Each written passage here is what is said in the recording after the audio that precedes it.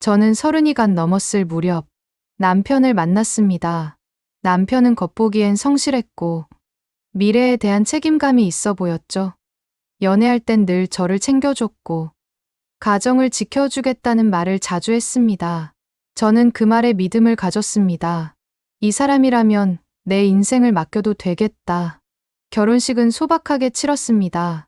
예단, 예물, 집 문제까지. 저는 제 능력껏 최대한 준비했어요. 결혼 전에 꾸준히 모아온 적금이 있었고 그 돈으로 신혼집 전세를 마련했습니다. 사람들은 요즘 시대에 대단하다, 여자가 집을 준비하다니 라며 칭찬했지만 저는 그저 두 사람이 함께 살 터전을 만들고 싶었을 뿐이었습니다. 결혼 생활은 쉽지 않았습니다. 남편은 회사에서 성실히 일했지만 월급은 빠듯했습니다. 생활비를 대기도 벅찬 수준이었죠. 그래서 저는 맞벌이를 하며 허리띠를 졸라맸습니다. 옷은 몇 년째 사지 않았고 외식도 최소한으로 줄였습니다. 주말엔 쉬고 싶어도 작은 알바라도 해서 생활비에 보탰습니다. 신혼여행도 절반 이상은 제가 부담했습니다. 주변 친구들이 명품 가방이나 자동차를 사는 동안 저는 저축 통장을 보며 안도했습니다. 조금만 더 모으면 언젠가 우리도 내 집을 마련할 수 있겠지.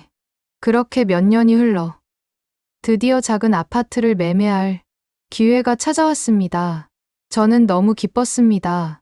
그동안 고생하며 아낀 돈이 드디어 빛을 발하는 순간이었으니까요.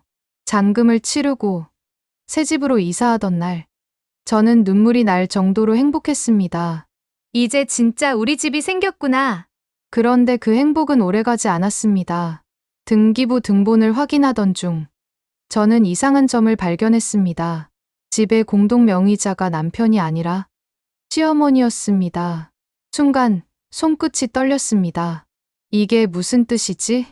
왜 시어머니 이름이 들어가 있는 거야? 저는 남편에게 물었습니다.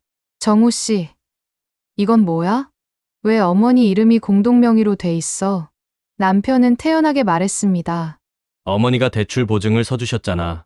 당연히 어머니 이름이 들어가야지. 저는 믿을 수 없었습니다. 보증을 선 게 공동 재산이 된다는 뜻은 아니잖아.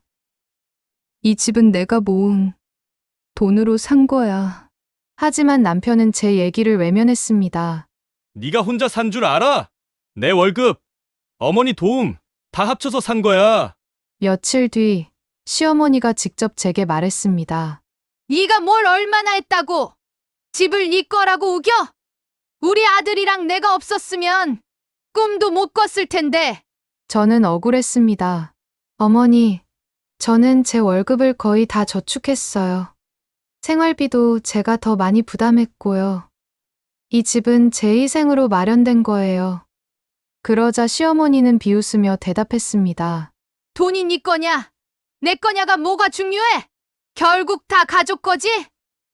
하지만 그 말 속엔 분명히 아들 목만 챙기겠다는 욕심이 숨어 있었습니다. 그날 이후 집안 분위기는 싸늘하게 얼어붙었습니다. 남편은 점점 어머니 편만 들었고 저와의 대화는 늘 재산 문제로 끝났습니다. 저는 점점 외로워졌습니다. 결혼 생활에서 믿을 수 있는 단 한 사람, 남편마저 제 편이 아니었으니까요. 어느 날 밤, 술에 취해 들어온 남편은 소리쳤습니다. 재산 얘기 좀 그만해. 집이고 뭐고 다 내 명의로 돌려놔도 할 말 없잖아.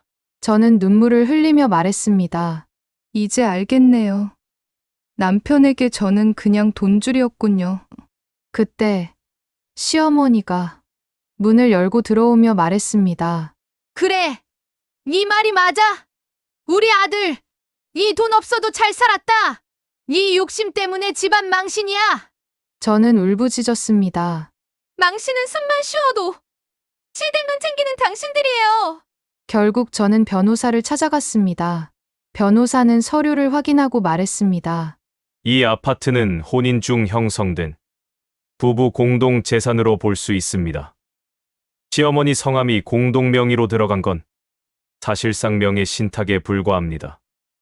법은 혈연이 아니라 누가 얼마나 기여했는지를 봅니다. 남편은 당황했습니다. 그럼 어머니 몫은 인정 안 되는 건가요? 변호사는 단호히 말했습니다. 남편의 월급보다 아내분의 저축과 생활비, 절약이 훨씬 기여도가 크다면 아내에게 유리한 판결이 날 겁니다. 그 순간 저는 눈물을 닦으며 생각했습니다. 드디어 누군가는 제 편이 되어주는구나. 결국 사건은 법정으로 갔고 법원은 제 손을 들어주었습니다.